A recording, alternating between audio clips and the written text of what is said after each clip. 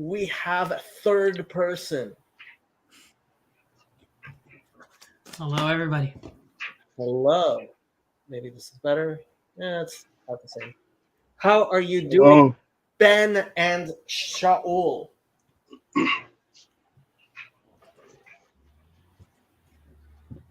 Hello. Hello. How you doing? Great. Thank you guys for having me. Excited for the study. We will see how it goes. And we have Fraud in the chat with Shalom Chaverim. Very nice of you. Okay. Over here. So, not sure how we are going to do this, but who wants to start? I can start. All you. Okay. 51. והנה, לתוספת ביאור לשון הינוקה דלעיל. For further explanation of the words of the Yanuka mentioned earlier this was in chapter 35, where the Yanuka was quoted as saying that the light of the Shekhinah, which dwells upon a Jew, needs oil, meaning good deeds. So this is the original Yanuka, not the one people talk about today. Mentioned in the Zohar is a child prodigy. And the Yanuka people talk about today is somebody else who was a child prodigy who was called the Yanuka because he reminded people of the Yanuka from the Zohar. Okay. צריך לבאר תחילה, להבין קצת עניין השראת השכינה שהייתה שורה בבית קודשי קודשים. It is necessary first to explain so that one may understand a little the concept of the Shekhinah dwelling, that it dwelt in the Holy of Holies. וכן, כל מקום השראת השכינה, מה עניינו? And likewise, any other place where the Shekhinah dwells, what does this concept mean? הלא מלא כל הארץ כבודו, ולית אתר פנוי מיניה. Leit atar panui minei. Minei. Lit atar panui minei. Actually, I'm doing the brachot now, and it's helping me with the Aramaic. So, I mean, eventually you're going to have to learn Aramaic too. Yeah. Yeah. So, surely the whole world is full of His glory, and no place is void of Him. Right. So how can we say that there's such thing as Hashrat Shekhinah when obviously God is here, God is there, God is everywhere? אך העניין כי דכתיב ומבשרי אחזה אלוה. However, the key to understanding the subject is to be found in the text, and from my flesh I see God. So, should we read that small one? The Alter Rebbe understands these words literally. From what we see within ourselves, in our own soul and body, we can visualize the parallel on the spiritual level and the divine emanations in the world in general. Very interesting. So yeah, this kind of makes me think about the idea that I like the fractal, the patterns that you can see spotting yourself and then outside. שכמו שנשמת האדם היא ממלאה כל רמ"ח איברי הגוף מראשו ועד רגלו. By way of analogy, the human soul pervades all 248 organs of the body from head to foot. ואף על פי כן, עיקר משכנה והשראתה היא במוחו, ומהמוח מתפשטת לכל האיברים. Nevertheless, the soul's principal abode in a revealed form and dwelling place in all-encompassing non-revealed form is in one's brain. And from the brain, the soul is diffused throughout all the organs. Right. Okay. וכל איבר מקבל ממנה חיות וכוח הראוי לו לפי מזגו ותכונתו. Moreover, each organ receives from it, the soul, a different form of life force and functional power appropriate to it and according to the organ's composition and character. Right. And I'll just say that while ultimately in Judaism we do believe in natural law, one of the things we're very careful of is not to destroy the difference between the dueling magisteria, as it's called in Catholic theology, which is there are things we know from revelation and there are things we know from science, and when the two accord, then we can use our understanding of the two to better understand things. But when the two do not match up, that doesn't mean that we suddenly reinterpret our revelation in order to make it say something that that matches up with our ability to understand the natural world, or vice versa. Each have their own methodology, their own epistemology of understanding things, and to the degree that they don't match up, we simply have to recognize that there's something we are misunderstanding either from one or the other. And why are you mentioning this right now? So, okay, you can talk about, for example, where is the soul, where is the Ikar Shechina, right? Mm-hmm. So he says, in a sense, I mean, he actually says that, right? He says that Ikar Mishkanata Hashra'ata Hi Bemocho, right? Mm-hmm. And somebody might spend their whole time like going into the whole Cartesian separation and talking about where is consciousness and where isn't consciousness, and is it really truly in the brain and is it not in the brain? And what is problematic is when people take either what they understand from our current understanding of science and try to shove it into what we understand of the Torah, or they take what we understand from the Torah and try to shove it into what we understand from the natural sciences. The example I like to give, although nobody else seems to find it as amusing as I do, was I read, I believe it was the Ben Ish Chai, but I haven't been able to find it in the Ben Ish Chai, where this rabbi said, Achad ma'ameskilim, right? Somebody who knows things came and told me that the world is round. And I was so excited because that's what I knew from the Torah already. Now that everybody knows the world is round, obviously we're like, okay, that sounds great, but the people who thought the world was flat around him were ignorant. Well, imagine what would have happened if that rabbi, when everybody around him thought the world was flat, had started reinterpreting everything and making arguments about how the Torah really teaches that the world is flat, right? We understand what we understand from Torah as best we understand it through the methodologies of Torah. We understand what we understand from science as best we can understand it through the methodologies of science. And we don't allow the two methodologies to cause us to pervert each other. They have to remain separate.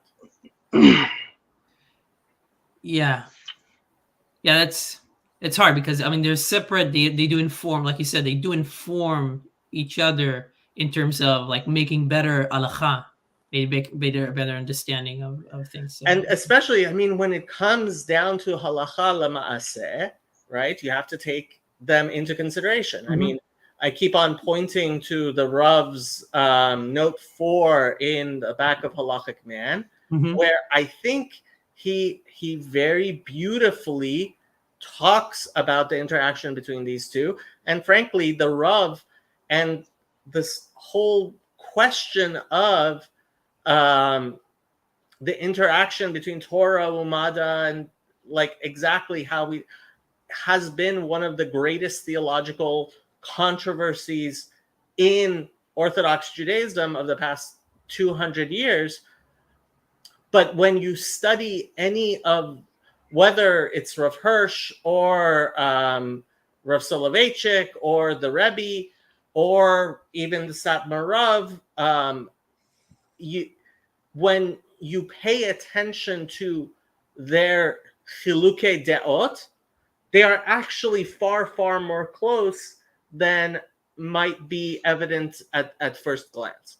And in fact, I would say oftentimes the differences are a matter of the differences tend to be mostly people misunderstand, I believe, how the two of them, because when it comes down to it, the Rebbe and the Rav both learned in the same university in Berlin during right before World War II, right? And they had incredible respect for each other, much more respect for each other than a lot of their students do for the other, which is silly and frankly stupid. I mean, there's a video of when the Rav came and attended one of the Rebbe's sichas. Yeah. Okay, so going back to the Alter Rebbe, so it seems to, if I could simplify it and tell me if it's wrong, it seems like he's saying that the soul gives each organ in other words, its purpose, chayut, its function, right? Ayin lirot, the eye receives from the soul life force and ability to see. והאוזן לשמוע, והפה לדבר, והרגליים להלוך, the ear to hear, the mouth to speak, and the feet to walk. And we see if there is some sort of obstruction in your nervous system, right? Mm-hmm. It prevents your capacity to actually your brain and that organ of your body to actually interact. Yeah, and it's interesting actually. The Ramchal in Derech Hashem, in the Path of God, I think the translation. He mentions how something good, or like I think a good deed is doing something with doing something while keeping the purpose intact, or doing something for its purpose. So doing something against its purpose, or not fulfilling its purpose, is not doing it well. Against its purpose might be something that could be even distinguished as bad or more so. So yeah, I keep on going back to Jonathan Pajot explaining to Dennis Prager why, if both evil and good are used by God, why would you want to do good as opposed to evil? And Pajot actually described it very well. He said, because I want to participate in the works of God. Right. By the way, Saul, feel free to jump in anytime if you want to comment or question or anything like that. Yeah. So let's see if I can get a couple of the premises right, so we're not just going off. So and I'm trying to find in my Tanya, my hard copy, where you guys are at. So forgive me. Chapter 51. Thank you. Of Likutei Amarim, the first section. Yes. Perfect. Thank you so much. All right. But what I'm hearing is it's asking a question about the Shekhinah in a state of exile, right? But how is it for the ability that basically the presence of Hashem to be absent of somewhere, right? No, actually, so he's not talking about Shekhinah Begaluta. He's not talking about Shekhinah in exile. He's talking about Hashra'at Shekhinah, the revelation of the Shekhinah in certain places, right? So honestly, it's the same question the other way around, right? How could you say, although I'm guessing the answer at the end of the chapter is actually going to be that the Shekhinah is there any place we don't say there's Hashra'at Shekhinah, because the Mhm. Shekhinah is in exile in those places, as opposed to being revealed in those places where there is Hashrat Shekhinah. So you kind of All right. answered the Right. question we started with. Well, Baruch Hashem, though, the Alter Rebbe is giving us an amazing key here because he's telling us to basically, this is a secret in it says, what can I bring as a witness? And you guys know that the word what is ma, which is Gematria 45, right? Which is the Gematria for Adam. So what they say in the Zohar is that you can look at your body, you can look at physical existence, you can look at the state of materiality, right? And gain the secrets that will witness to the higher worlds, right? Like, for instance, this is looked at as, it says he stretched out the heavens, right? And obviously, they're all meaningful things, but the Zohar tells us many things about this. But it has to do with your skin and the wrinkles in your skin and this and that and the other. But what it's saying to us is that I don't know if you guys are familiar with I'm sure you guys are, with the idea of the 70 interpretations of the Torah. Right. Mhm. Okay. This is an allusion to your seven forms. Okay. Which is the basically your, the world of Yetzirah and Asiya. Okay. Right. Yetzirah is the world where you have chesed to just for way we can understand this, right? From chesed to yesod is Yetzirah, and then malchut is Asiya, right? Are you guys familiar with what I'm saying? I mean, we discussed this stuff a little earlier. How there is an ikar. Obviously, all the sfirot show up in a partsuf Every world, each of right? the worlds. But Right. yes, he did discuss, I believe, a few chapters ago, how certain sfirot have their ikar Yeah. in certain of the olamot. But Yes. what's the connection with what we're saying here?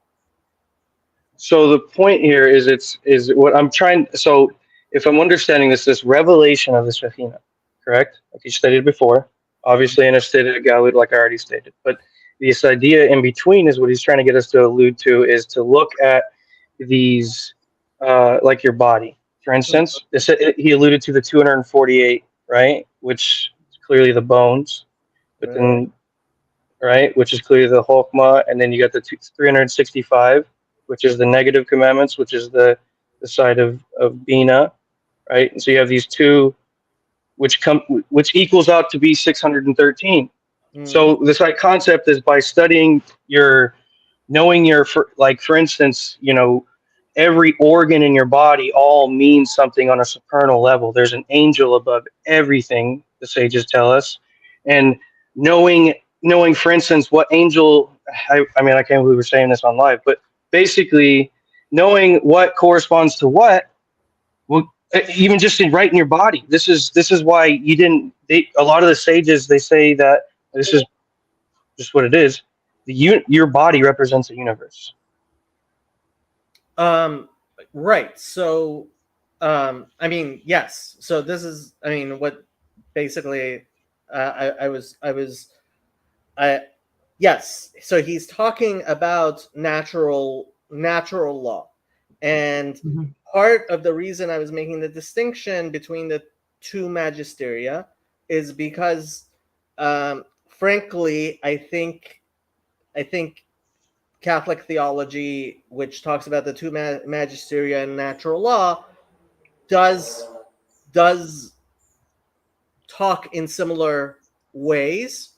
Although, as the Rav does, as the Rebbe did, as the various people did, but I think it has to be properly understood, because the mistake that I think many people make is by well, it's almost the mistake of believing that chesed and gevura, the combination of chesed and gevura in tiferet, is a negation of the two. So Mhm. Tiferet is not a negation of chesed, and it's not a negation of gevura. It is a combination without, it is a unification. It is a combination without negation, right? And unfortunately, I mean, that's what I was trying to point out. I don't want people to make the mistake of thinking that the understanding of one or the other, right? Either a scientific, rationalistic understanding or the revelatory, theological understanding, that one negates the other. It is the combination of the two which helps us see the beauty, the Tiferet, in all of it. Right.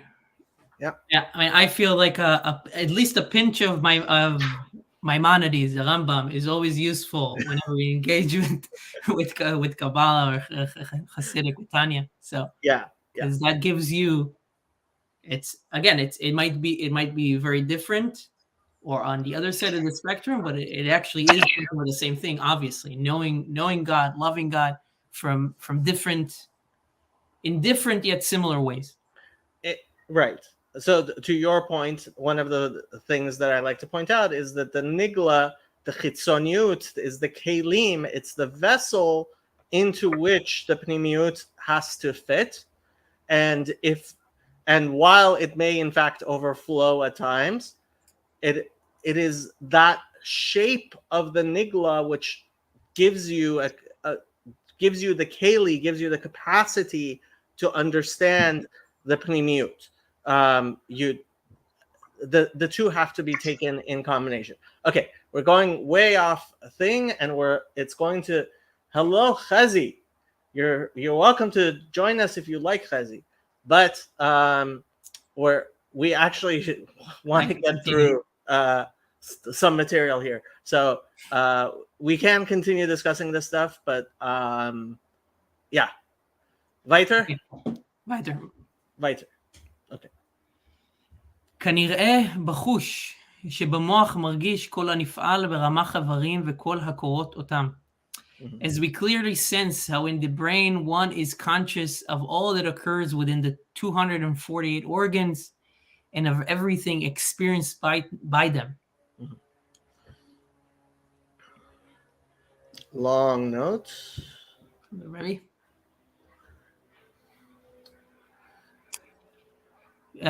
והנה, אין שינוי קבלת הכוחות והחיות שבאיברי הגוף מן הנשמה. Now, the variation in receiving the functional powers and life force by the organs of the body from the soul, מצד עצמה ומהותה, שיהיה מהותה ועצמותה מתחלק לרמ"ח חלקים שונים, מתלבשים ברמ"ח מקומות, כפי ציור חלקי מקומות איברי הגוף. Each organ receiving from the soul a life force and power in a different form does not derive from the soul's essence and being. That we should say that its being in essence is divided into 248 different parts, which are enclosed in 248 locations, according to the design of the various locations of the body's organs. Right. So this division takes place from the tzad hamekabel, not from the soul itself. Right. Just like you can have 14 different windows in your house, and each one of them there's a ray of sun coming in, but it doesn't mean that the sun is divided into 14 plus however many other windows there are. Correct. It's all coming from one source. Correct. שלפי זה נמצא עצמותה ומהותה, מצויר בציור גשמי ודמות ותבנית כתבנית הגוף חס ושלום. Because according to this, it would follow that the soul's essence and being is designed in a physical design and a likeness and structure similar to the structure of the body, God forbid. Yeah, so if you said that the divisions, right, are within the soul itself, that would mean that chas v'shalom, there is that sort of division that is intrinsic to it, and that's not true.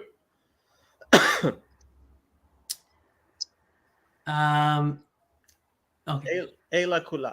אלא כולה את עצם אחד רוחני, פשוט ומופשט מכל ציור גשמי, ומבחינת וגדר מקום ומידה וגבול גשמי, מצד מהותה ועצמותה. Rather, is the soul entirely a single spiritual, the soul is entirely a single spiritual entity. It is a single entity, a spiritual entity. Its oneness is plain and compounded, and as a spiritual entity, its spirituality is in a form which is divested of any physical design and of any type of definition of physical space, measure, or limitation. And it's free in all of its dimensions by virtue of its intrinsic being and essence. Right. So this is, I mean, basically he's talking about divine simplicity. Mm-hmm. ולא שייך במהותה ועצמותה לומר שהיא במוחין שבראש יותר מברגליים, מאחר שמהותה ועצמותה אינו בגדר ובחינת מקום וגבול גשמי.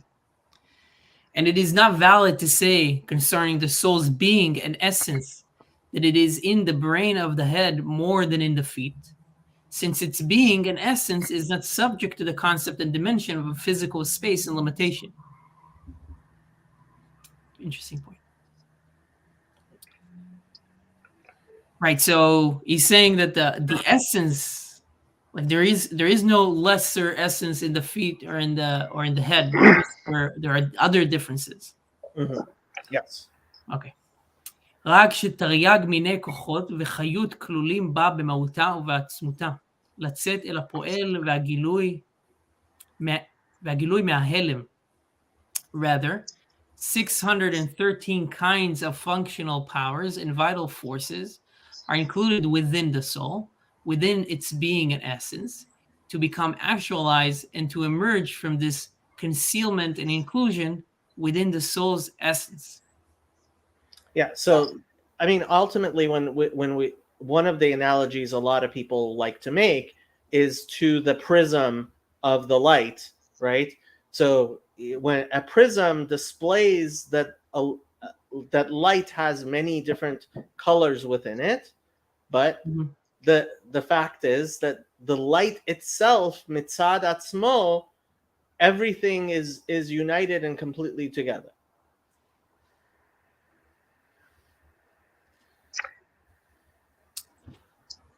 להחיות רמ"ח איברין ושס"ה גידין שבגוף על ידי התלבשותם בנפש החיונית, שיש לה גם כן רמ"ח ושס"ה כוחות וחיות הללו.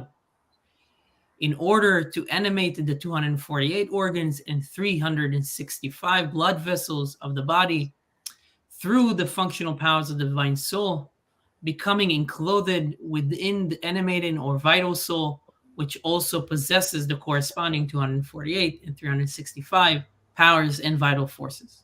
Yep. And like Saul was saying earlier, did you want to say something, Saul? No, this is amazing. Yeah. I love this. Like Saul was saying earlier, right? So there's a lot of symbolism regarding the 248, 365, 613, right? Yeah. Right. So, I mean, what do you are you guys gleaning anything from this, like intrinsically, or before? I mean, this is a pretty lofty section of Tanya. To be honest, this is as opposed to the other side parts. I mean, it's all pretty lofty. I mean, it's very connected into. Yeah, I mean, ultimately, this is our first pass through, and first pass. We're trying to merely get through the Pashut Pshat, but Tanya is a text meant to be repeated over and over again because there are multiple levels, right? And Be'ezrat Hashem, when we get around to the second pass, we'll definitely take a more deep look, right, Ben? Of course. How long has it taken us to get to chapter 50?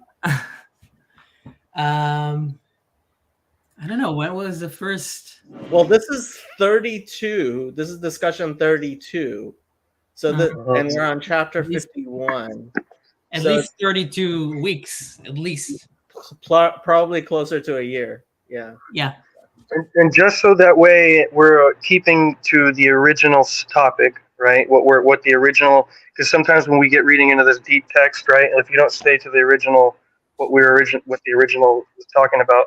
So they started having a discussion about the Yanuka, which is obviously alluded to about the section of the Zohar about the Yanuka, and this very bright genius. So, and it says the subject of the indwelling of the Shekinah, which rests in the Holy of Holies, and likewise all other places where the Shekinah rests. What is the meaning of this? Right? And it says, is not the whole world full of his glory? Question mark. Mhm. And surely there is no place void of him.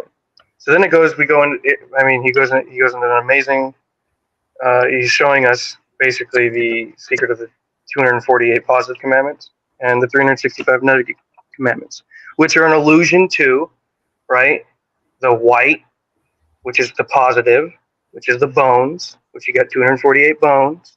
You got 365 negative commandments, which are the veins and sinews, which is red, which is alluded to the left side, which is Bina. So now as you start to tikkun, you start to rectify all this stuff in your mind, he's saying, right? As you start to bring down these simple, arrangements into your mind's eye, then you can almost see. It's impossible not to see Hashem. And I think this is where the original question is, right?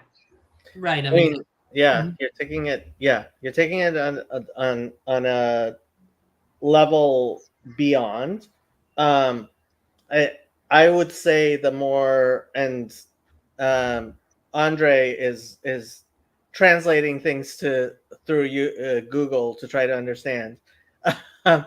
But so I mean, I would say at a simpler level, he's trying to explain, okay, what do we mean by a revelation of God's presence in the world when God is completely simple, Mhm. right? Because we do believe in divine simplicity, right? And it, the the the example he's giving is that although in your body you have various organs and the various organs have different capacities, the capacities that are displayed in the various organs at their very root, which he places in the brain, right? At their very root, they are all unified, not separated from the side of the neshama itself. Whereas Right. as they are expressed in each ever ve'ever or gid ve'gid, right? Either left or right? They are still that they are showing individual parts, but that does not mean that they're not unified in their shoresh, in their makor, in where they come from in the neshama. Right. So I'm kind of clarify what your statement. You're saying that the answer to the question, right, that the Rebbe posted is that there is no difference in the shores of. There's no.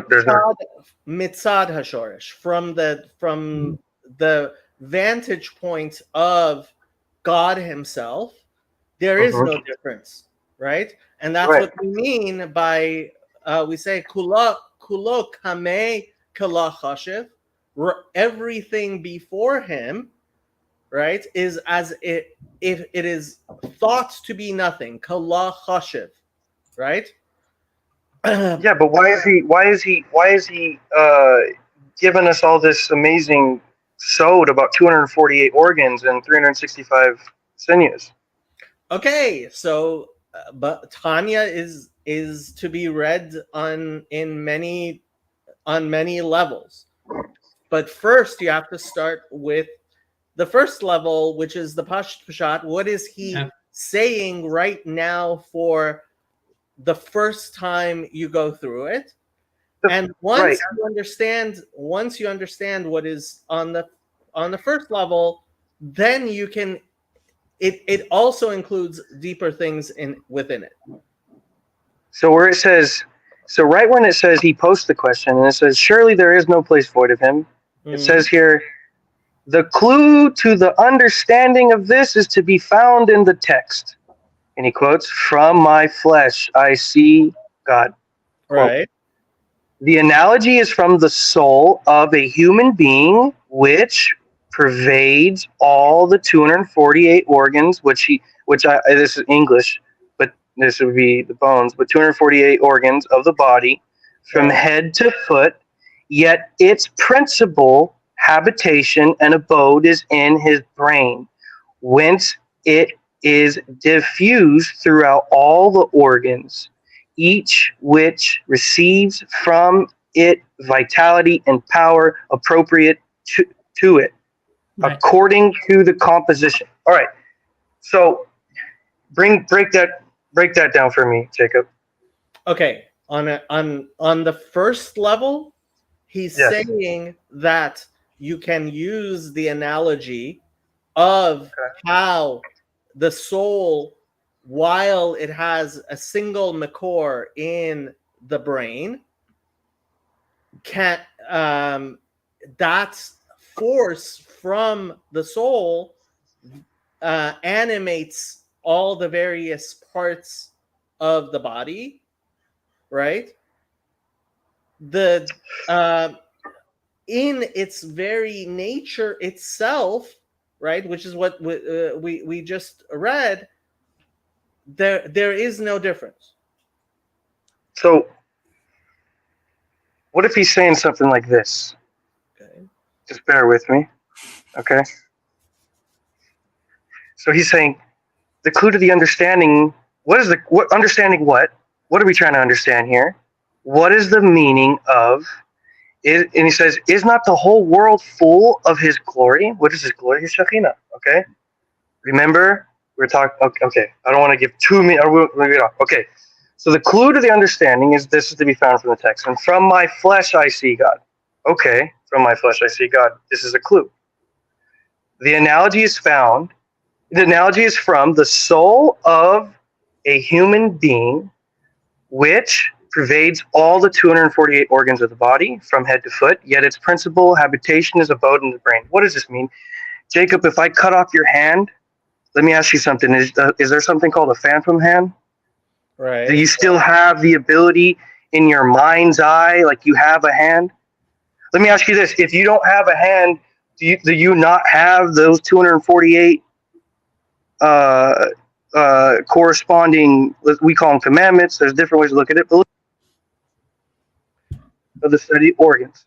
If I cut off, let's say, a physical part of you, is it no longer there in your mind's eye? No, it's still there. Okay, Saul. I understand what you're talking about, and yes, that level, we can also discuss that level. But first, you have to understand what the entire chapter is saying on its first level. And if you don't understand what it says on the first level, you can't jump to the next level, which is what it sounds like you're doing. I haven't read. To be honest with you, I haven't read this chapter, and but fair enough. I will concede. Okay, you have. I mean, this is one of the things that I often like. Jacob's greatest hits, right? You have to start with the arithmetic, and what after the arithmetic, you get to the algebra, and finally you get into the calculus. And the fact is, right, when you study arithmetic and algebra, yes, it's beautiful when you also know calculus, that you understand, oh, I'm looking at y equals mx plus b. I can just take the derivative of y equals mx plus b and see that m is in fact the slope, right? And that is a guiding point. I get that. But you still have to be able to draw the line y equals mx plus b. And if you leave out the plus b, which you would when you take the derivative, you're missing something vital. Well, these are spoken like a true wise man, and I love it. And I'll take all the correction. It says there's many things. Yes, I fully appreciate that. We should have Tanya Pshat, and we should have Tanya maybe advanced at some point. Maybe I'll join at some point. But if we're gonna have advanced Tanya, you're gonna have to find a shliach to come teach it. Yeah, because that's a bit beyond me. Yeah. But let's okay. weiter. והנה על המשכת כל התרי"ג מיני כוחות וחיות מההלם הנשמה אל הגוף להחיותו. Now, concerning the flow of all the 613 kinds of functional powers and vital forces which are drawn from the concealment of the soul to the body to animate it, עליה אמרו שעיקר משכנה והשראתה של המשכה זו וגילוי זה הוא כולו במוחין שבראש. Concerning this flow, the sages have said that the principal dwelling place and abode of this flow and revelation is entirely in the brains of the head. ולכן, הם מקבלים תחילה הכוח והחיות הראוי להם לפי מזגם ותכונתם שהם חוכמה בינת דעת וכוח המחשבה וכל השייך למוחין.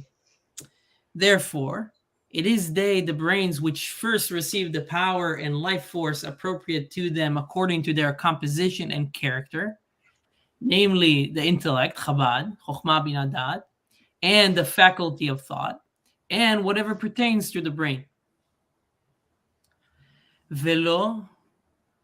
ולא זו בלבד, אלא גם כללות כל המשכות החיות לשאר האיברים, גם כן כלולה ומלובשת במוחין שבראש.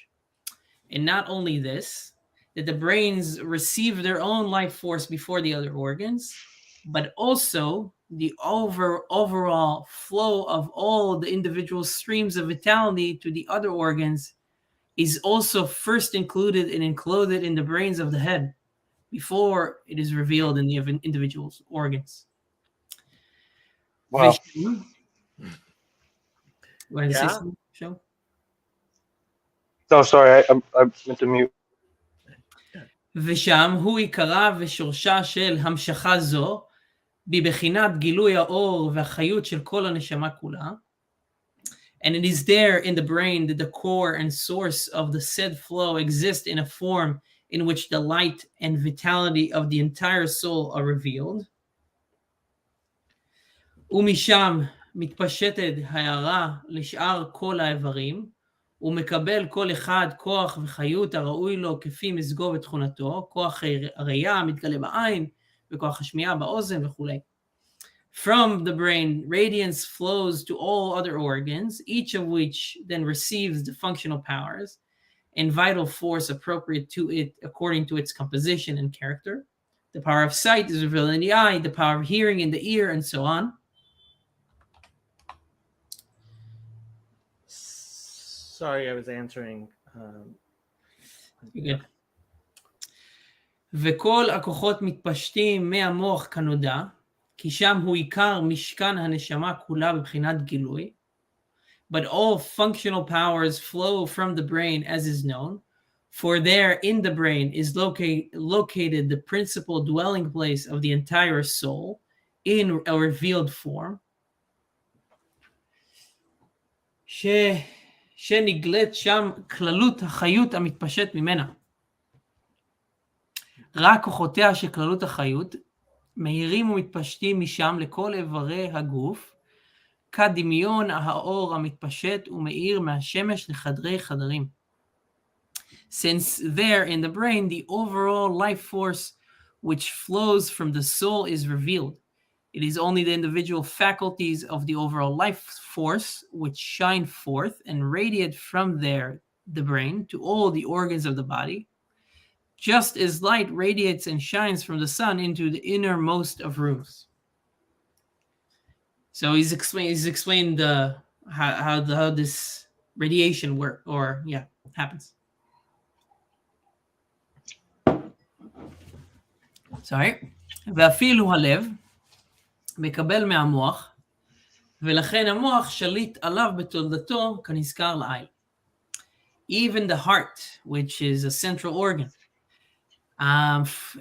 receives its own vital force from the brain, which is why the brain naturally dominates the heart, as is explained above.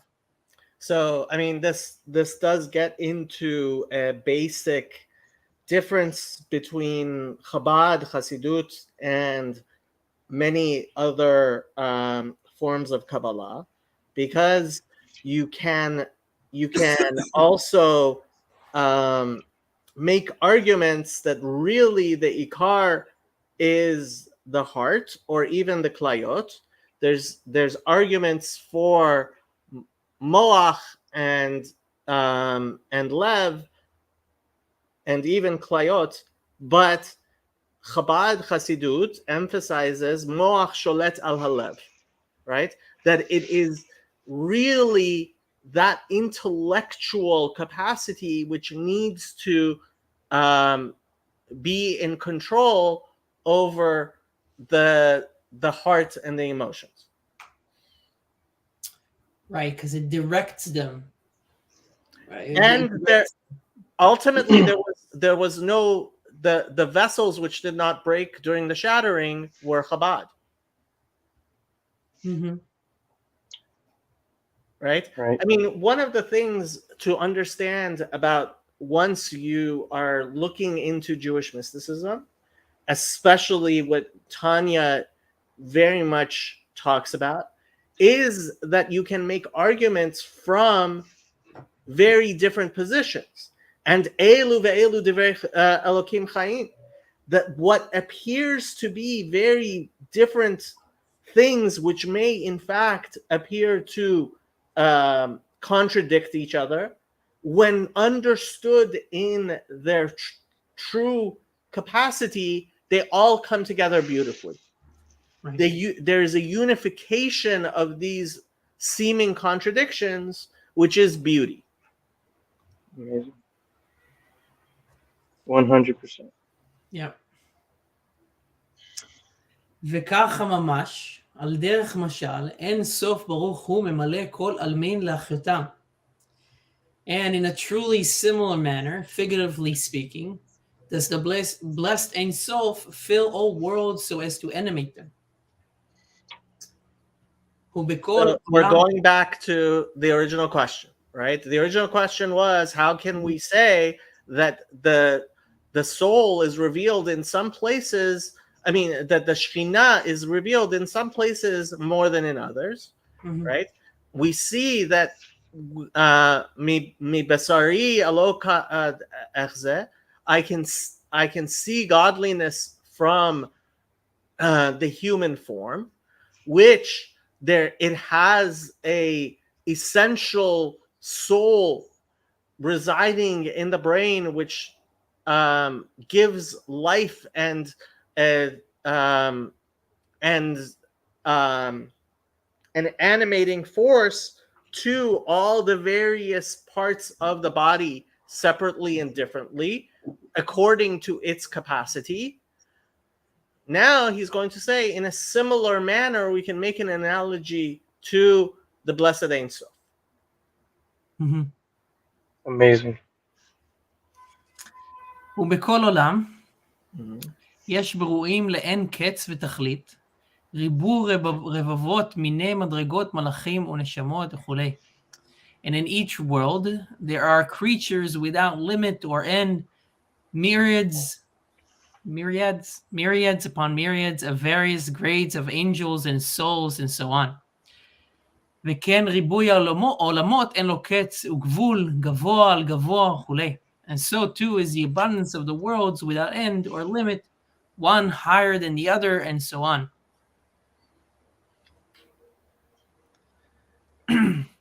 והנה מהותו ועצמותו של אין סוף ברוך הוא שווה שווה. בעליונים ותחתונים כמשל הנשמה נזכר לעין. Now the core and essence of the blessed Ein Sof is the same in the higher and lower worlds as in the example of the soul mentioned above.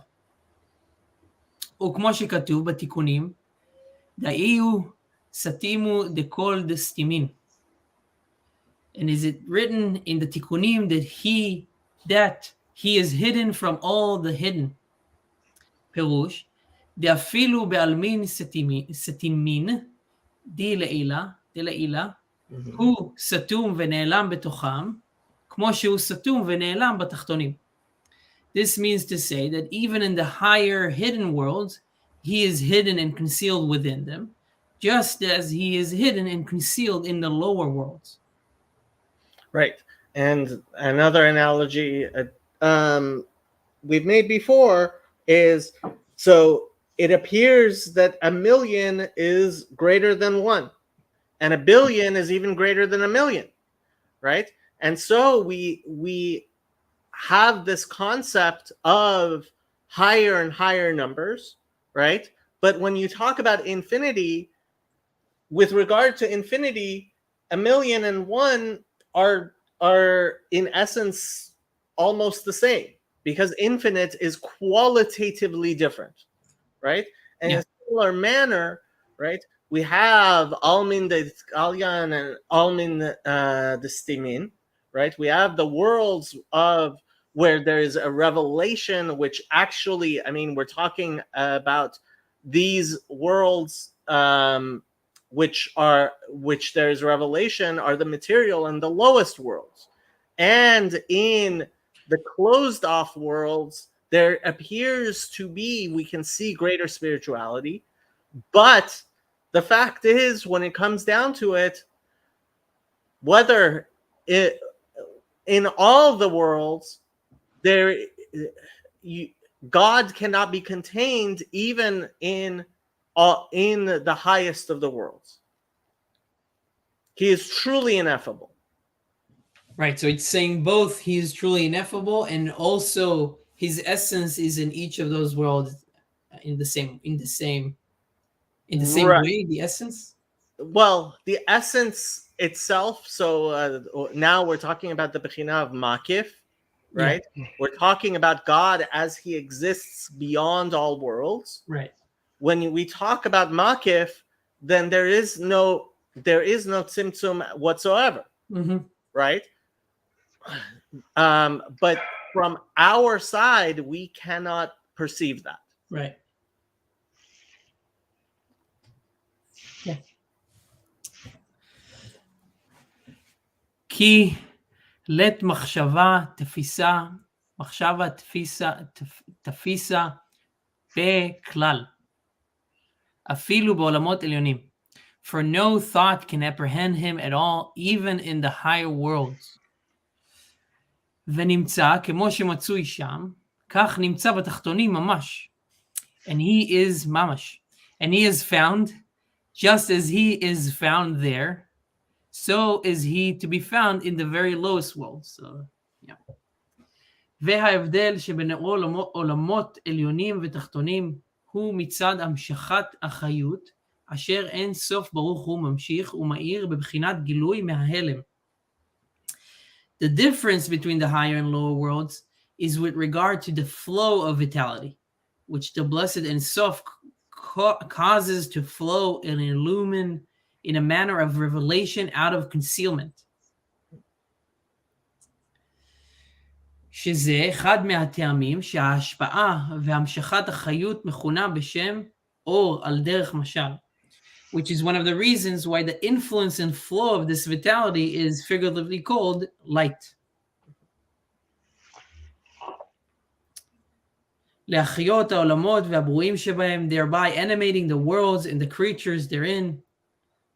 שהעולמות העליונים מקבלים בבחינת גילוי קצת יותר מהתחתונים.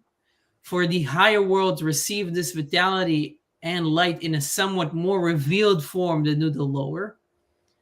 וכל הברואים שבהם מקבלים כל אחד כפי כוחו ותכונתו, and all creatures therein in the higher worlds receive the revealed aspect of vitality, albeit by each according to its capacity and nature. שהיא תכונת ובחינת המשכה הפרטית, אשר אין סוף ברוך הוא ממשיך ומאיר לו, which is the nature and form of the particular flow which the blessed and self imbues and illumines it. והתחתונים, אפילו הרוחניים, אינם מקבלים מבחינת גילוי כל כך. But the lower worlds and creatures, even the spiritual ones, do not receive this divine life force in quite such a revealed form as it is received in the higher worlds. רק בלבושים רבים אשר אין סוף ברוך הוא מלביש בהם החיות והאור אשר ממשיך ומאיר להם לאחיותם. But only by means of many garments, wherein the blessed and self invests the vitality and light which he causes to flow and shine on them in order to animate them. Right, so I'm curious. I mean, he says, so he pointed out the difference about how they receive the light, the vitality in the higher worlds receive it in a greater sense. So how does that correspond to what? Trying to understand what is that about let's say the creatures, like humans and angels, or this world versus or the lower worlds versus the higher worlds. Like, how does that? So there is a greater revelation of actual spirituality, right? Mm-hmm. So this is how we can say that, for example, in the Beit HaMikdash, there's a Kadosh Kadoshim, and then there's the Kadosh, and there are places which are further and further removed from their source and the godliness, despite the fact that actually godliness is everywhere. Yeah. Right? So just as you have more feeling in your hands than you do maybe in your toes, right? There's a greater there's greater life force than in your fingers than in your fingernails, for example. Mm-hmm. Right? So right there's more of the animating force which is revealed in certain places, but that doesn't, chas v'shalom, mean that there is a difference in the soul itself. The soul itself is simple. Mm-hmm. Despite the fact that it animates differently, let's say your fingernails from your eyes. Yeah. Yes, Saul. So this, no, I think I'm tracking right along what you're saying, Jacob. Thank you. Cool. Okay. Did we read this part? I don't think so. Okay. וכל כך עצמו וגברו הלבושים אשר אין סוף ברוך הוא מלביש ומסתיר בהם האור והחיות. These garments wherein the blessed and self invests and conceals the light and vitality are so strong and powerful. עד אשר ברא בו עולם הזה החומרי והגשמי ממש. That thereby, with this life force and light, he created this world that is verily corporal and physical. הוא מהווהו ומחייהו בחיות ואור אשר ממשיך ומאיר לו. And God creates and animates it by the vitality and light which he draws down and shines forth onto it. אור המלובש ומכוסה ומוסתר בתוך הלבושים הרבים והעצומים המעלימים ומסתירים האור והחיות. This illumination is a light that is clothed, hidden, and concealed within the numerous and powerful garments which hide and conceal the light and vitality. עד שאין נראה ונגלה שום אור וחיות, רק דברים חומריים וגשמיים, ונראים מתים. So that no light or vitality whatsoever is visibly revealed, but only corporal and physical things that appear lifeless. Interesting. Right, so the more it's hidden, the more it's hidden, the more dead it looks, which again, like, meaning that the more it's revealed, the more alive it is. And again, that's like God being synonymous with life and vitality. Right. Yeah. So, for example, I mean, we talk about the four categories of creation, Yep. right? There's domem, right? So domem is still, it is inanimate. What is a higher level is that which has a koach of tzomeach, right? So a tzomeach is that which has a capacity to grow, and then chayot, right? Things which are animals, and the word animal comes from animate, right? So that they can move, not just grow, but actually move, right? And finally, the greatest revelation is medaber, which has a capacity to also speak, right? It doesn't just move, it also Thinky talky. thinky talky, yes.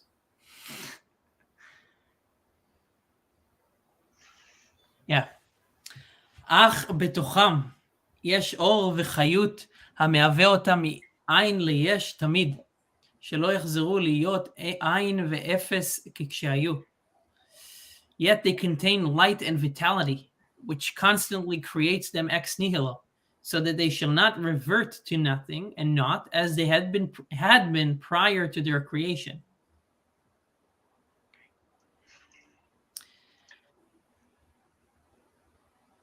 Right, so yeah, God that continues the creation at any moment. How does it? What do we say?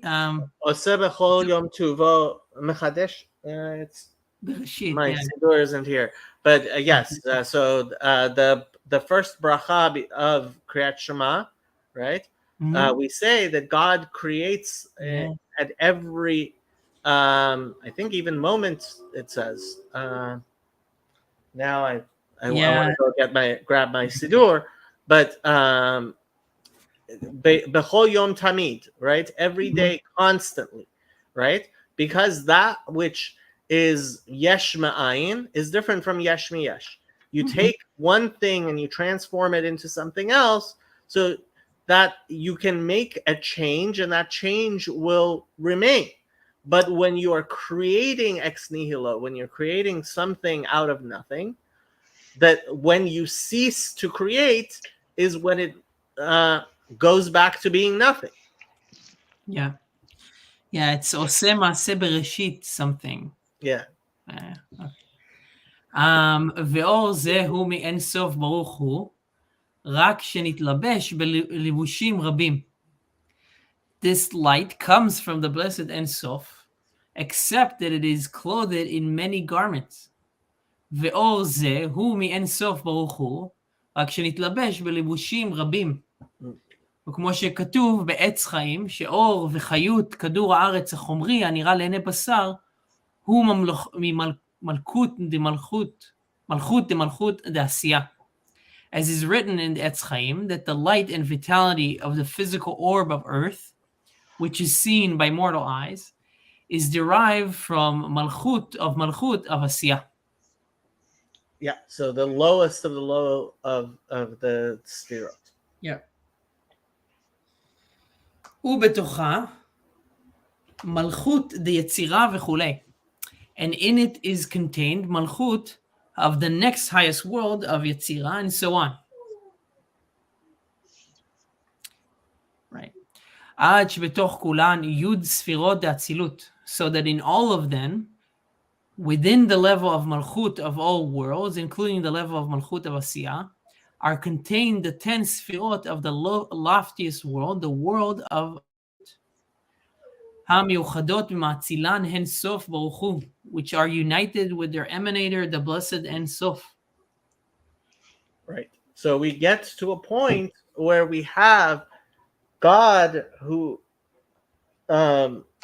in his greatest form, is actually being revealed in some small way, even in that which is the lowest and the least. Mhm. Okay, 52. I will try to get through 52 quickly, and then we can see if we have some time, we'll start 53, and maybe Shaul will do some of the translating with us. וכמו שבנשמת האדם עיקר גילוי כללות החיות הוא במוחין, וכל האיברים מקבלים אור וכוח לבד, המאיר להם ממקור גילוי החיות שבמוחין, right? As we just explained that in a body, right, the vitality comes to the bodies, to the various organs, from how it is in its full form in the brain. Kacha mamash al derech mashal, in a similar manner as an allegory, ikar gilui klalut hamshahat hachayut lachayot haolami emot והברואים שבהן הוא מלובש ונכלל ברצונו וחוכמתו ובינתו ודעתו יתברך הנקראים בשם מוחין. In a similar manner, we can try to understand how God has a particular revelation in these sfirot, which are referred to as mochin, as the intellectual faculties, in the same way that we have our mochin. V'hen hamelubashot melubashim b'Torah u'mitzvoteha. And these four sfirot are the ones which are clothed in the Torah and mitzvot. So seems to me like there's a difference here when he says mochin, he includes keter, but when we talk about Chabad, obviously it doesn't include. So right. So I mean, there's the whole situation of when you look at the sfirot, right? So there are 10 sfirot, but if you count them, there's 11 here, right? And like Sefer Yetzirah says, there's 10, not 9. There's 10, not 11, right? Why? Because despite the fact that you could count any 11 of them, the partsufim are specifically 10. And generally what happens is any partsuf is going to show either keter or 2 out of the 3 of keter, dat, and malchut. Okay? So when we talk about, so he's talking about Torah and mitzvot, right? So the mitzvot ultimately come from keter, come from Retzono Yitbarach, right? And so I think that is why he's including keter when he's talking about mochin, right? And in a sense, I mean, you're talking about the head, right? Yeah. Yeah. Not sure how much. I mean, yeah. Was it? I mean, what you're asking why we usually talk about Chabad without mentioning Keter? Right. That was kind of the original. I wanted to understand why specifically he brings in Keter here as well. I think he specifically brings in Keter here because he's talking also about the mitzvot. And when you talk about the mitzvot in a similar manner as a crown is outside of your body, right? and it's made in a it's not made of your flesh. It's made out of domain, right? It's made out of something inanimate. Right. Mitzvot are similarly are the physical manifestations of Torah that Of is the will of God, right? So, right. yeah. Okay, that's a good hint. Okay. I can hold that. I'm gonna hold on to that and explore it. Okay. Explore.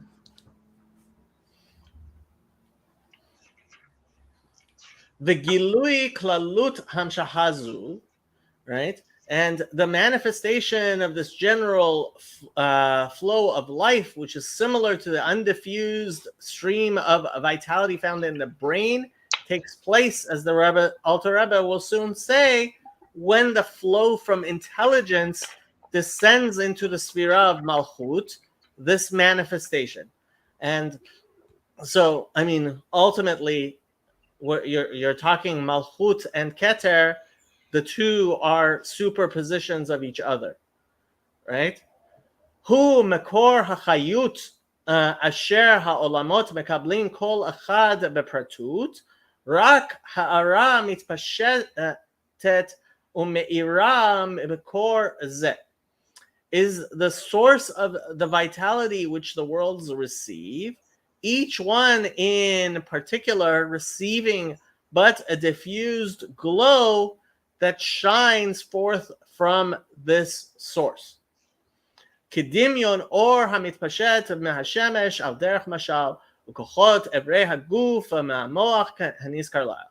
Like we've mentioned several times, like the light coming from the sun, or the capacity, animating capacity of the parts of the body coming from the brain. Umakor zeh hu hanikra alma deitgalya. It is this source being a revelation from the general stream of vitality found within intelligence, which is called in the Kabbalah the world of manifestation. Because, as the Alter Rebbe will soon say, it is here that godliness first becomes manifest in the worlds. Uh-huh.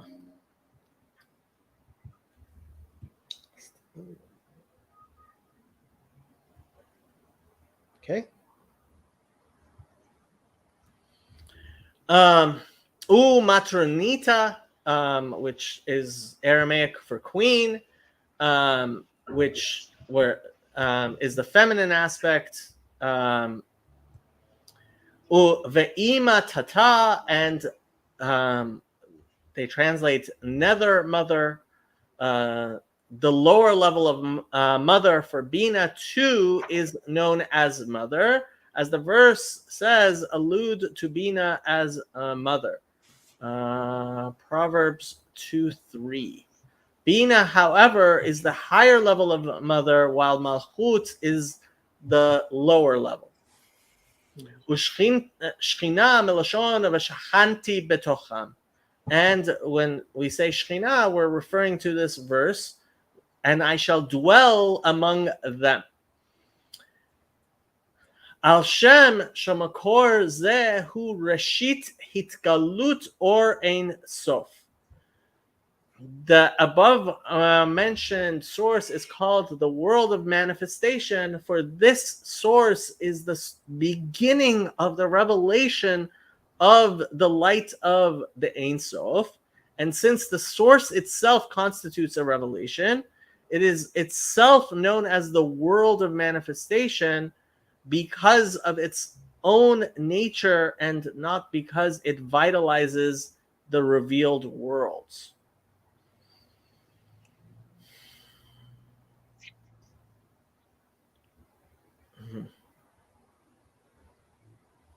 I'm not sure I'm very clear what he's trying to say here. I mean, he's talking. I think he's trying to explain why it's called mother, even though it is Malchut. it's written that the mistress gave the daughter her garments, Right. which is the allusion to Bina manifesting in Malchut. Okay. Right. Yes. So it says the world of manifestation. So the world of Asiya, right, Mhm. which is like you could call the lower Shekhinah, Mm. right, the world, and then there's the upper Shekhinah, which is in Bina. Mm. Bina is obviously known as Ima, Mamash. Mm. But the lowest one, the lower, it's called the net, what it's he saying, the lower matriarch, the lower Shekhinah, right? Mm. This is alluded to by the world of manifestation, which in Kabbalistically terms, we know it as Leah and Rachel. Mm. Just for the Kabbalists out there, they'll know the difference between Leah and Rachel, how it's an allusion to the upper Shekhinah and the lower Shekhinah. But so it says here, from the scripture phrase, that I may dwell among them. Mm. For this source is the beginning of the revelation of the light of the Ein Sof, which extends to and illuminates the worlds and is revealed in a revealed manner. From this source, there extends to each individual thing peculiar light and vitality suitable for it. And it, the light, dwells and is clothed in them, thereby animating them. So this is a amazing thing. So it's like an allusion to like an inanimate object becoming adamant. Mm. Okay, we see this in the staff of Moshe, very simply. Okay, what happens here is that I think we just were talking about this idea that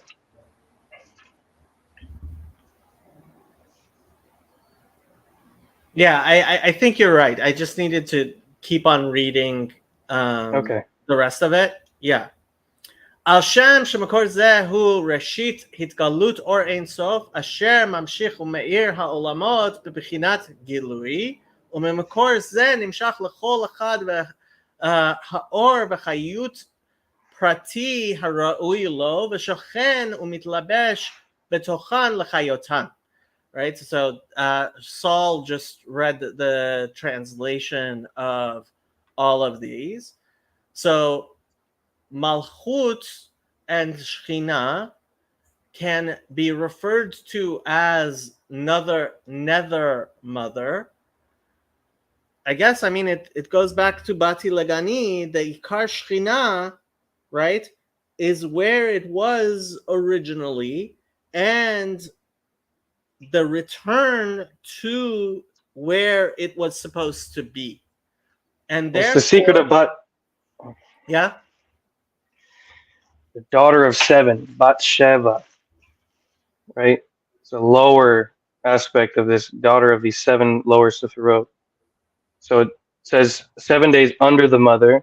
Okay, that's Bina. Okay, so that tells you that anything under that is going to be alluding to Malkut. Okay, so if it's Batsheva, the daughter of seven, means it's after these seven Sefirot, which would be allusion to the daughter of, some would say Zerainpin, some would say different things, but this is obviously not like talking about this upper and lower Ima, right. right? Which is really just the same. It see the amazing thing about it. It says wisdom created her house with seven pillars. Okay, and this is an allusion to the seven lower Sefirot. Wisdom manifests itself into Bina, and Bina is the world of Berea, which forms everything. Which not form, excuse me, creates everything in a perfect united world. In the world of Berea, there's no distinction between good and evil. Okay, it's only once you get into the world of Yetzirah is when we have these Yetzer Tov and Yetzer Hara forms, and then we get into the world of Asiya. Okay, in the world of Bina, Berea, it's the world of Neshama, right? These are whole different levels here to where it's higher than anything evil that could possibly manifest itself, because from this world anything could manifest, got its manifestation. It's called Bariatic Torah, right? It's the reason why the Torah's got the first bet. It's like how you can explain everything by looking at nature, hateva, right? You can look at nature and you can look at your body, you can look at everything and how it's perfectly aligned. Why you have 10 fingers and not 6. Why you have seven orifices in your head and not 10, right? Everything's perfectly aligned in a perfect matter that testifies to the Torah. And this is when you see this lower manifestation of the Torah in Asiya, the manifestation, then you're seeing the garments of the mother, the upper mother, being given to the lower mother, which is called manifestation, the physical reality. It's like when a there's many things we can say about it. Hold on, but I thought our sins can reach Bria but they can't reach Atzilut. You're saying that No. that Berea, Tov Vara is in Tov Vara is in Bria or not in Bria? it's Yetzirah. It's Yetzirah. Yetzirah. So Yetzirah is where the son of Bina, which we would call. It says this is going to be so amazing for you guys. If you guys aren't familiar with the book of Mishlei, you guys should be familiar with it because it says, "For your sins, your mother was put away." This is an allusion to the of the world of Yetzirah, your forms, where we get our Yetzer Tov and our Yetzer Hara. When you sin, your understanding, what we call Ima, Bina, gets put away. Okay, which when you use these forms in the Yetzer Tov and Yetzer Hara, which are in the world of Yetzirah, when you use these forms, your mother's put away. What does this mean? This means that you lose all concept of a Shem, which is the Ein Sof, right? The Holy One, blessed be He, that manifests itself in all reality. But this is done through, like he says, like it's almost like filters, right? There's different worlds, but everyone's receiving it according to their phase, according to their merit, according to their level. Mm-hmm. But this idea of the of evil being in Berea, right? Mm-hmm. It's higher than evil, because so when we look at the name of, alluding to the back of this right here, it really shows us that we align these worlds with the name of Hashem. Okay, and by doing this, you'll be able to align how these things kind of mean. So we got the Yud, which is Atzilut. We got the Hey, the first Hey, which is Bina. We got the Vav, which is Yetzirah. We got the last Hey, which is Asiya. Okay, and so we got Yud, which is an allusion to by it's Atzilut.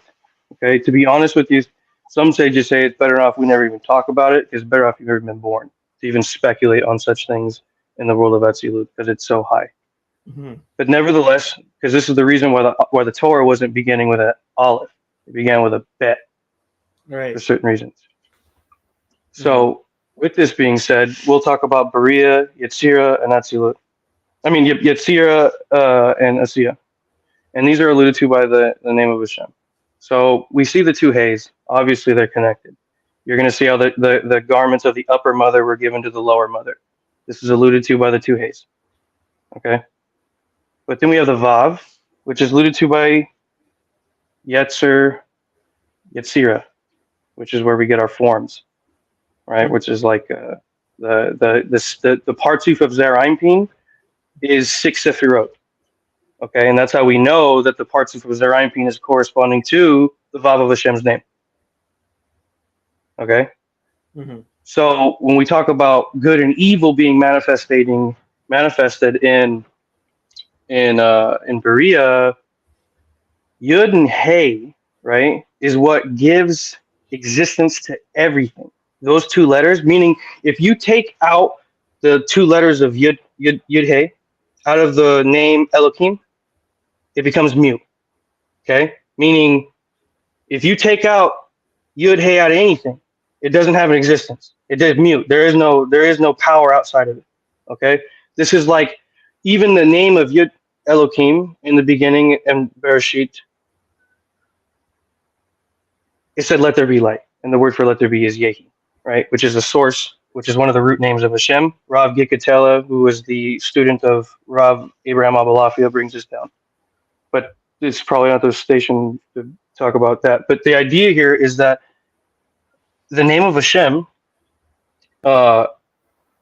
So when we talk about Yud He, which is alluded to by Atzilut and Bina and Berea, okay, there is no good and evil. This is so much higher than anything good and evil because it manifests itself on any world plane. Nothing could be in existence without it.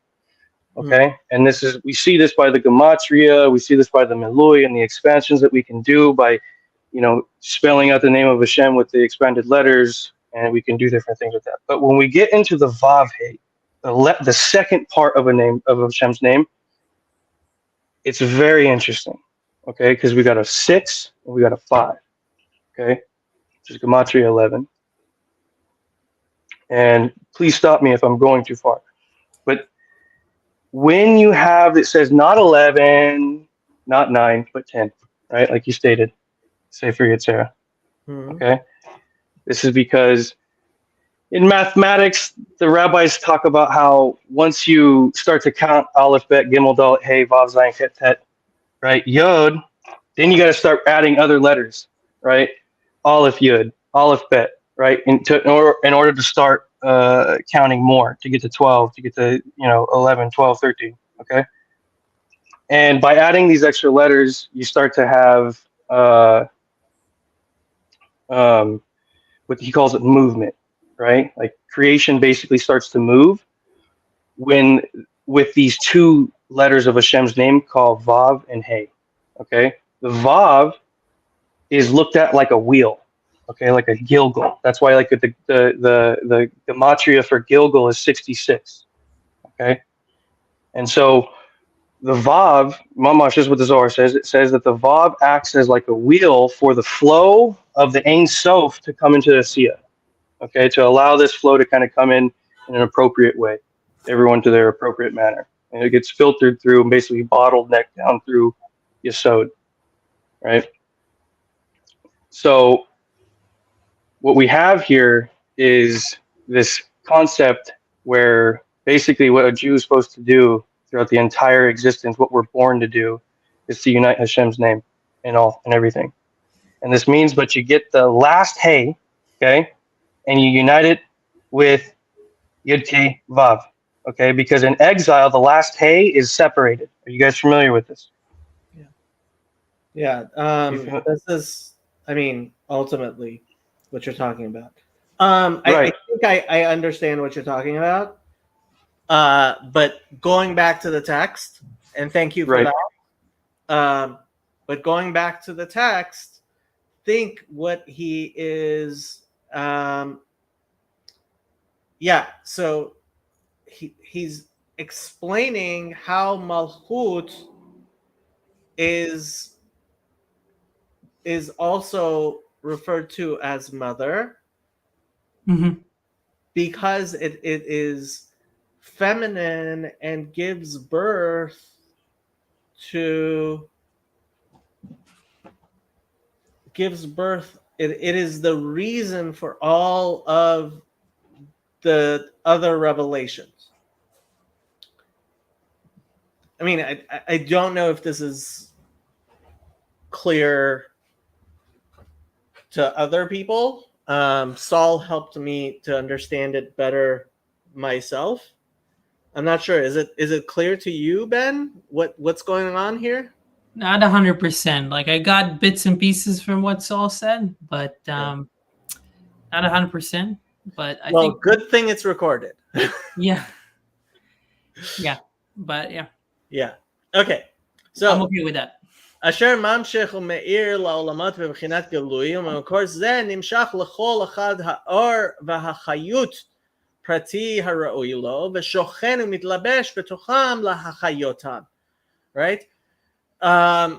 ולכן נקרא אם הבנים על דרך משל, therefore it is called the mother of the children as an allegory. וכנסת ישראל, and the community of Israel, שממקור זה נאצלו נשמות דאצילות ונבראו נשמות דבריאה כולי. For from this source, the souls of Atzilut have emanated, these being emanations and not creations, and the souls of Bria have been created, and so forth.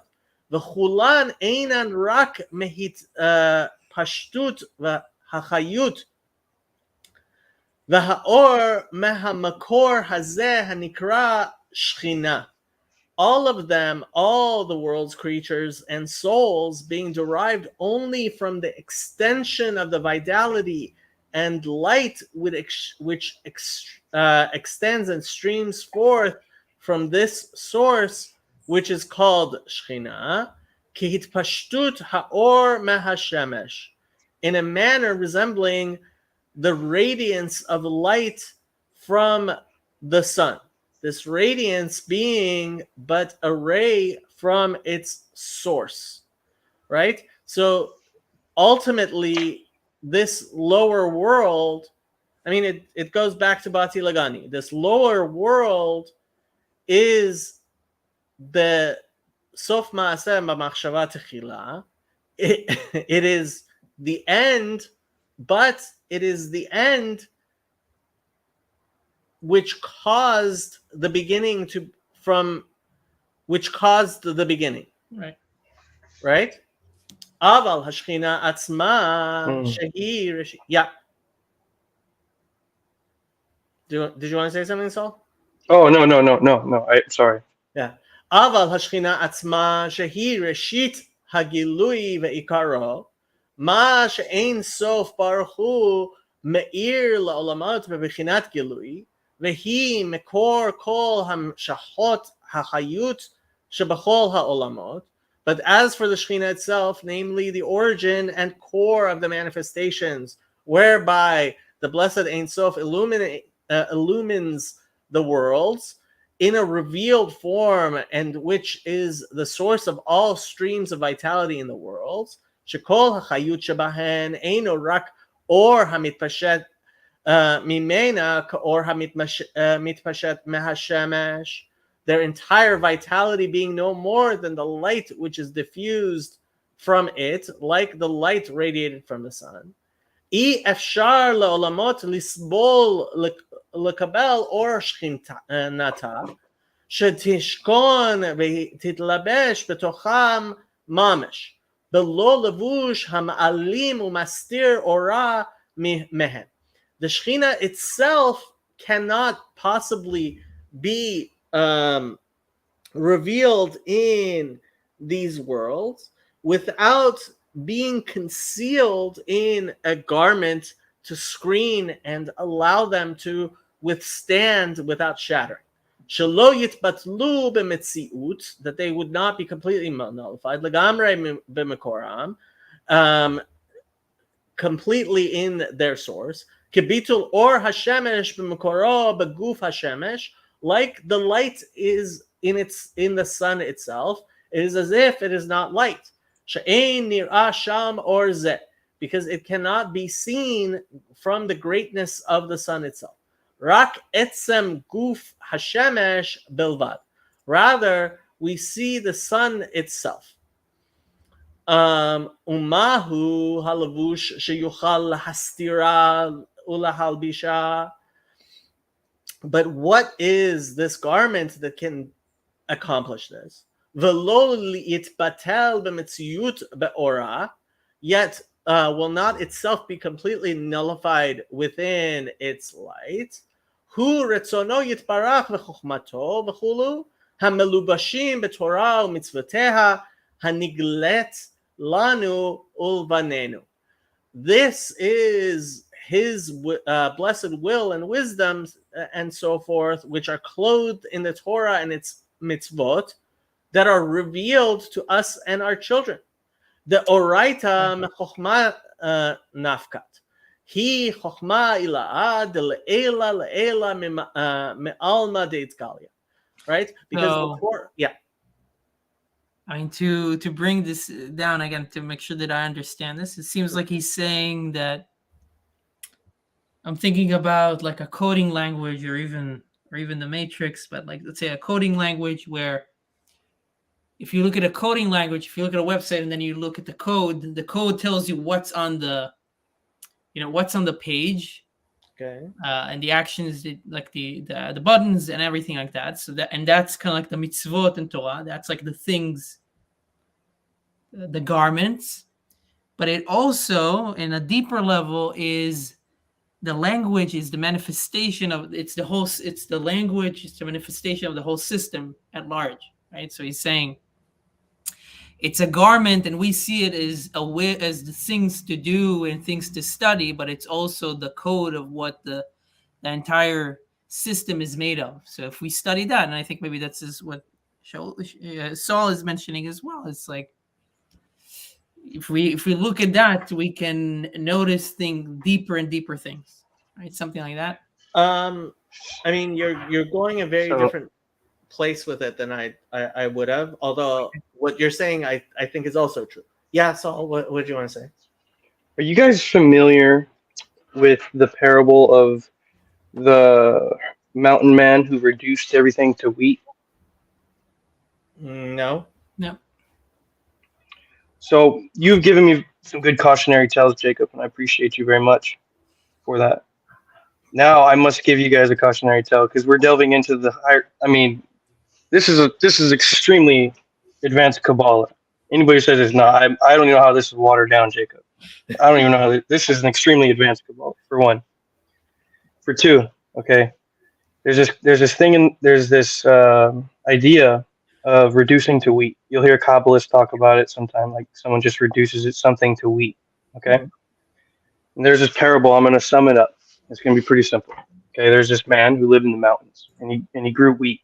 Okay, and he lived off of wheat. So all he had was wheat. Okay. One day he decided he wanted to come into the city. Okay. He never came into the city before, but he wanted to come into the city. So he came into the city, and what did he find? He found one man selling cookies. He asked, "What are those?" The man told him, "These are cookies. Here, have one. Try it." So he tried it. It's delicious. He said, "What is it made out of?" The man told him it was wheat.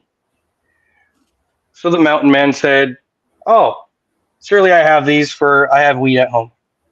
Okay. And he walked away. Didn't even ask what to get the recipe. Then he went to another man. Same thing. Man was selling cakes. Okay. Asked him, what are those? He said, "It's a cake." Gave it to him, ate it. It's delicious. It's great. Then he asked, "What is it made out of?" And he says, "Oh, it's wheat." Okay. And the man said, "Well, I have this, for I have wheat at home." Okay. And didn't ask no recipes, nothing. And so he went to two other people, same thing. It was cookies covered with honey, cakes, and these are all different mystical things, and I'll save you guys the hassle for that. But the idea here is that he went to these four different people, and they were selling things that were made with wheat. And this man, every time he came to them, reduced whatever they had to the common denominator, which was wheat. Okay. And he figured that I have the source of this, right? The common denominator of all these men, for surely I have these things. And it says there in the Zohar, it says, "Men like these do not partake in the finer delicacies of life, nor do they partake and sit at the king's table." And it goes into some interesting things here. So when we get into this idea and we start talking about Ein Sof, and this is why this is extremely advanced Kabbalah, and too many people in modern age talk about Ein Sof without really realizing what they're saying, because what will happen is you'll fall into that category of reducing everything to wheat, and then you won't partake of the amazing intricacies of what's being said here, right? Because you don't, when you reduce it to its wheat, it's everyone has like their appropriate manner by all means, but you know I hope that parable maybe I makes think sense. I understand what you're saying. Um, I can. yeah. I don't know. It just reminds me of like, it kind of reminds me of maybe. I think it's maybe connected, like the Mehadrin, like Mhm. in terms of like when you say everything is wheat, you don't look at the you don't use everything. You don't not incorporate. There's another. You don't, I guess, incorporate everything into your avoda or anything or something like that. So Right. what it reminds me of, just to see if this kind of connects, is like just a small thing where I had to give somebody a present, and I could have given them.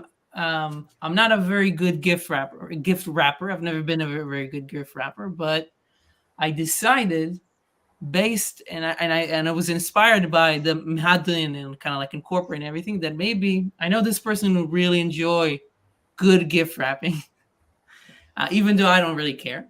Mm-hmm. So I said, okay, I'm going to learn. I'm going to go to YouTube, spend a few minutes, figure out how to gift wrap this item. And I gift wrapped it really nice. And that person, I think, appreciated it. So, and I think that kind of connects, Saul, to what you're saying. Yeah. I appreciate that. Thank you for sharing. I didn't get the connection, but to go back to what you were saying before, I mean, one of the things that we've said several times is when we talk about Torah, it acts as a handle for God's will, because despite the fact that we can't understand God's will, when we enact that which He wants, we are in a way revealing godliness in the world in a way that is beyond our capacity to understand, because it is His capacity to understand, right? You do that which God has told you to do, even to the point where you don't understand it. Obviously, we try to understand the Torah the best that we can. But since godliness is beyond all finitude, the mitzvot allow us, as it were, to have a handle on God, in that we do what He wants at a point, without even understanding it. Does that make sense? Yes, and that's the words of the wise, the words of the sages. You can hold on to them even if you don't understand them. The ihu hakim v'la b'chokhma yediah, that he is wise but not with a knowable wisdom, and so forth. The commotion is bar la'ayel, like we explained above. She'or ein sof baruch hu melubash u'miyuchad b'chokhma ila v'hu yitbarach b'chokhmato hachad, that God is united with supernal wisdom, and He and His wisdom are one. Rak sheyarda beseter hamadrigot, that it has come through the obscuring gradations. Mimadriga lamadriga behitlapshut behishtalshalut ha'olamot, through seder hishtalshalut, the descent of the worlds, staircase of the worlds, ad shenitlapsha bedvarim gashmiim shehen taryag mitzvot haTorah, until it has become enclosed in material things, which are the 613 commandments of the Torah. Ubiyiridatah b'hishtalshalut me'olam la'olam, gam hashchina yarda v'nitlapsha ba b'chol olam v'olam. And through this progressive descent from world to world, similarly, the Shekhinah descends and encloses itself in each of the worlds. V'zehu heichal kodshe kodeshim shebachol olam ve'olam. And that is the Holy of Holies, which is contained in the world, is when the Shekhinah, to the degree that it can be revealed in that world, is revealed ultimately into the mitzvot. וכמו שכתוב בזוהר ועץ חיים, שהשכינה שהיא מלכות דאצילות, שהיא בחינת גילוי אור אין סוף, ברוך הוא וחיות שמאיר לעולמות, ולכן היא נקראת דבר השם ורוח פיו כביכול. So also has it been stated in the Zohar and Eitz Chaim that the Shekhinah, which is Malchut of Atzilut, being the manifestation of light and vitality of the blessed Ein Sof, which illumine the world. Wherefore, since it is a revelation, it is called God's speech and the breath of his mouth, as it were. For the purpose of speech is to reveal that which was concealed in thought. Al derech mashal, kamo sheba'adam hadibur hu megale machshavto hastuma v'ne'lama lehashom'im. As an analogy to a person, when he speaks, he is making known to others what is in his mind, which is concealed without it. He mitlabeshet behechal koche kadashim debriya, shehi chochma bina da'at debriya, behitlabshut malchut debriya nivra'u haneshamot v'amalachim shebabriya. And I mean, this goes back to what we were talking about regarding Keter and the Mochen. When it comes down to it, the Malchut of each world descends to be Keter of the next world. Amazing. The Gam Misham Nimshach HaTalmud Shalofanenu. And from there also derives this Talmud that we have, the Malchut of Bria, in which is enclosed the Shechina, Malchut of Atzilut, which previously had clothed itself in the Chochmah, Bina, and Da'at of the world of Bria, after which the latter are clothed the Malchut. So he's saying that the Talmud comes from Chabad of Bria. Interesting. Amazing. Explains why the Alter Rebbe has added that we possess. Talmud that we possess here in this world. Possibly, he says, this was added in order to anticipate a question. It may rise from chapter 23 above. There, the Alter Rebbe says that the Torah is the illumination of, for he is the knower. This indicates that the Torah is wholly one with God himself. How then can it be said that the Talmud emanates from a level and sphera no higher than the world of Bria? The Alter Rebbe therefore explains that this refers only to the Talmud that we possess. As man studies it in this world, this concept sits well with the statement in chapter 23 that the laws are particular streams flowing from the inner supreme emanation.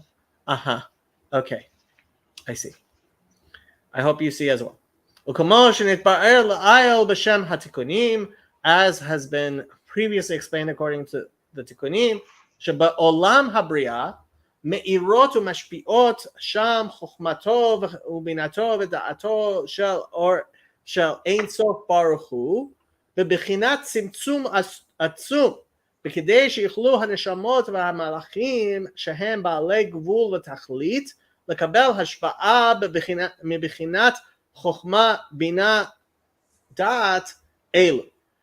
That in the world of Bria there shine and flow forth the Chokhmah, Bina, and Da'at of the Ein Sof in a powerfully contracted manner, in order that the souls and the angels, which are finite beings, shall be able to receive influence from these categories of Chabad. V'lachem nimshach misham haTalmud. Therefore, that is where the Talmud, not the Mishnah, but the Gemara, shehu gam ken bebechinat chokhmah bina da'at, shehatalmud hu ta'amei ha'alachot al buryan, v'hata'amim hem bechinat chokhmah bina da'at. Therefore, the Talmud, not the Mishnah, also originates from the world of Bria. For it, the Talmud is also of the category of Chabad. For the Talmud it consists of the clearly defined reasons of the halachot, and the reasons being rational are from the category of Chabad. So if I understand him correctly, the Mishnah would either be coming from Keter of Bria or from Malchut of Atzilut. Va'alachot atzman. Isn't it lower? Isn't it lower? No, didn't we discuss- the Mishnah is higher than the Talmud. Mishnah is higher than the Talmud. I thought the contemplation, like it's like the Mikra is lower, right? Well, okay, hold on. So yes, there's, well, the revelation. Okay, so the Gemara is a commentary on the Talmud, on the Mishnah, and brings the Mishnah. Let's read what it says here. And the laws themselves found in the Mishnah derive from the midot, the emotive attributes of the Ein Sof, namely kindness, severity, mercy, and so on. שמהן נמשך ההתר איסור והקשר הזו כמו שכתוב בתיקונים. Okay, I'm confused if he's saying that the Mishnah is from the midot of Atzilut or the midot of I see.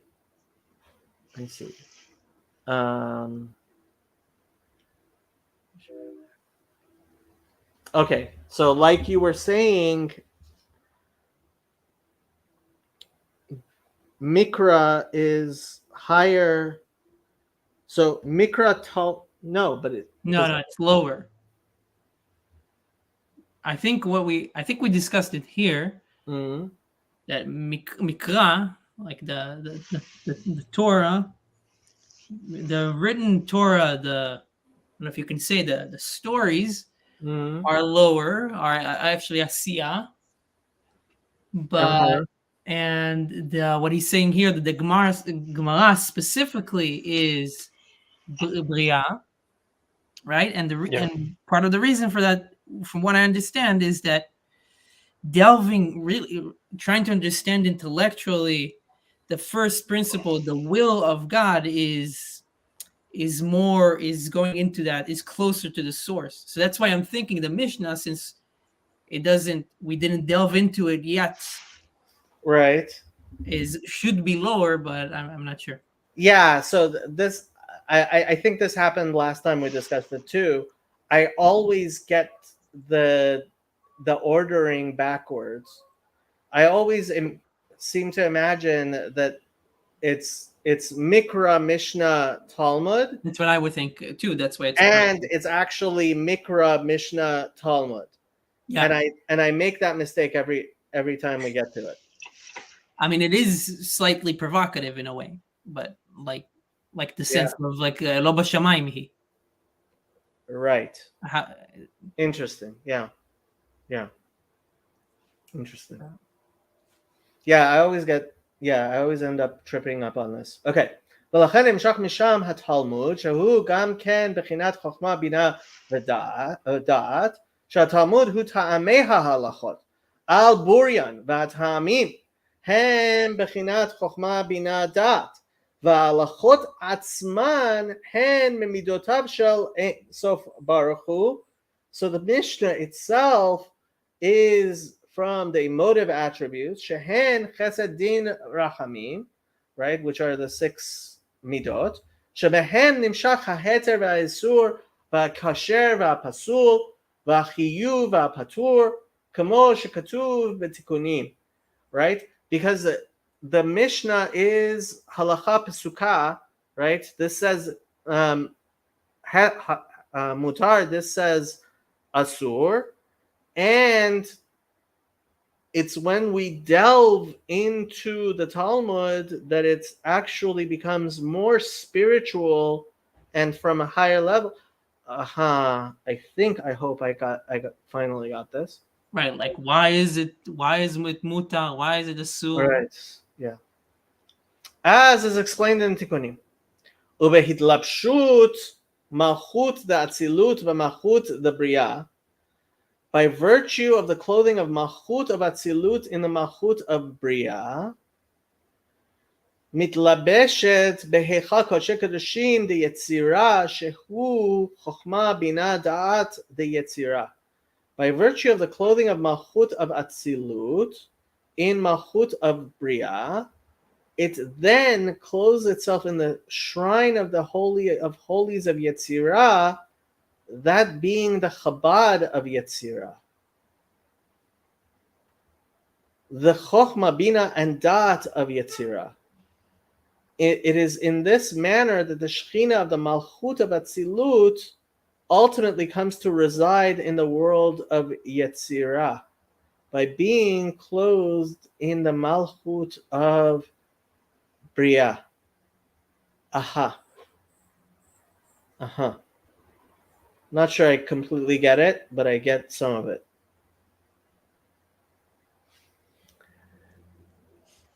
Vehidlapshutan b'malchut deyetzira notzru haruchot. When later on the ladder, yeah, Saul. I think a way. A lot of times, I think we'll do this because this will kind of keep it connected in a way. That's a good way to like kind of memorize these worlds and how they nest within each other. Mm-hmm. Is define what they mean according to what your body parts are, like what the Alter Rebbe is trying to tell us. Okay. Mm-hmm. So, for instance, let's just say for sake of that, the Chokhmah and Bina is your right and left brain. Okay. Mm-hmm. Let's just say the Chokhmah Bina is your right and left brain. The Dot is obviously alluded to this as well. There's Etzheim tells us that the Chokhmah Bina Dot of one world is the Netzach Hod and Yesod of another world. Okay.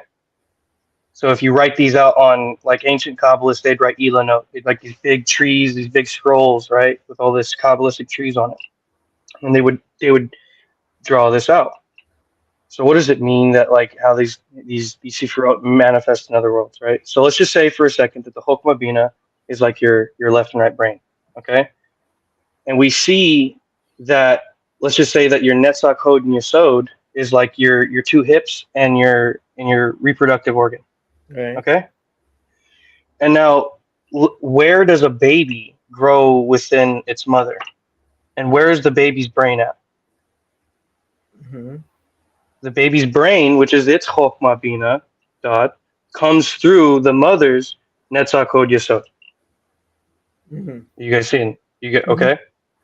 Right. So that these worlds will manifest themselves through this way, basically, through like the world of, like some call it nesting, but you can see in the physical reality how it happens.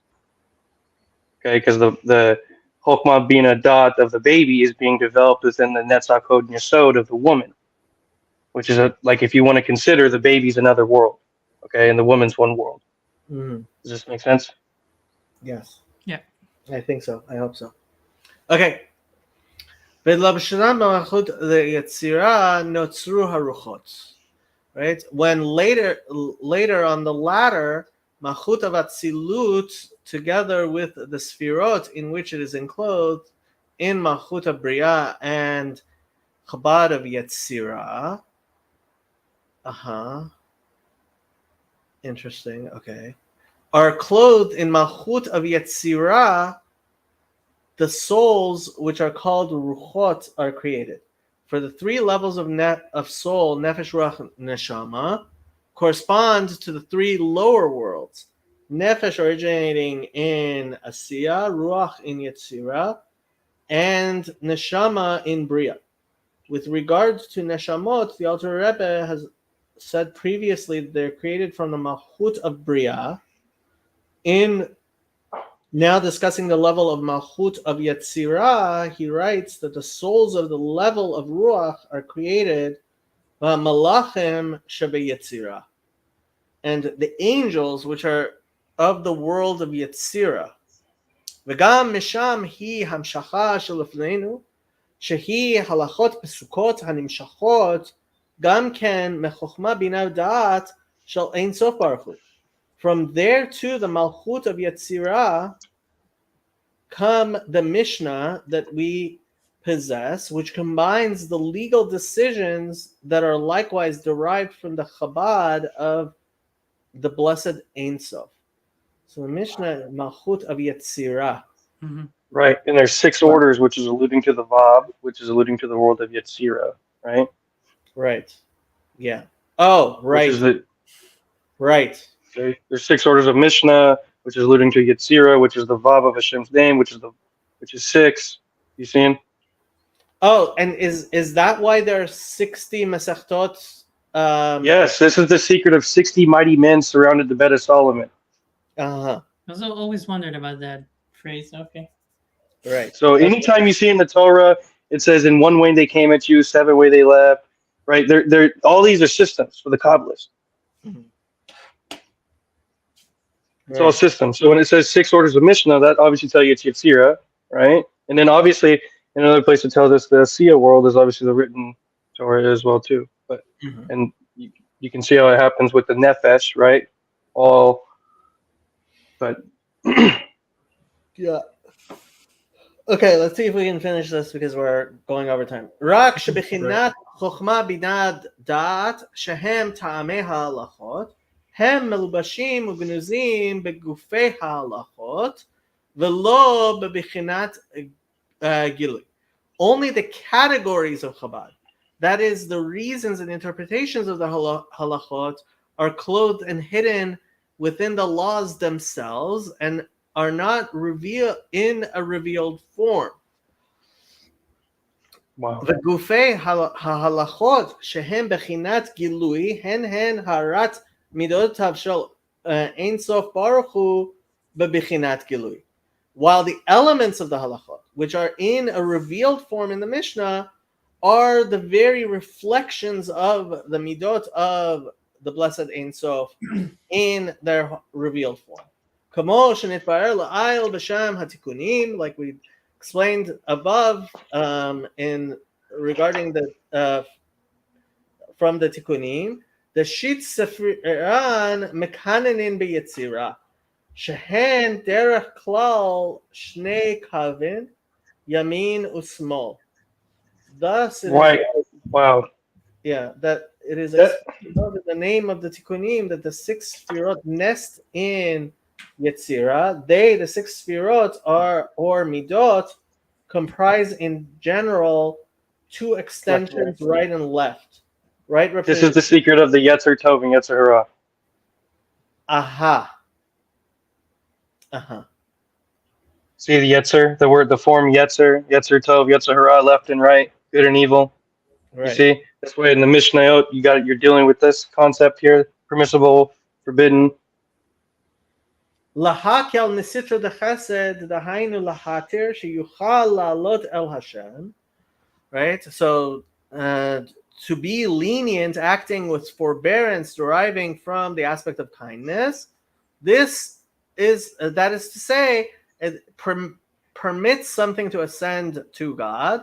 O lahachmir chulu, or acting in a stringent manner, and so on, declaring the object to be forbidden for use and thereby precluding its elevation to holiness. This is an act of severity. These 2 traits, kindness and severity, represent the 2 general directions of the emotive attributes as they exist above and from which the halachot of the Mishnah derive. V'hakol al pi chokhma ila'a de'atzilut uvina v'dat kulot ba.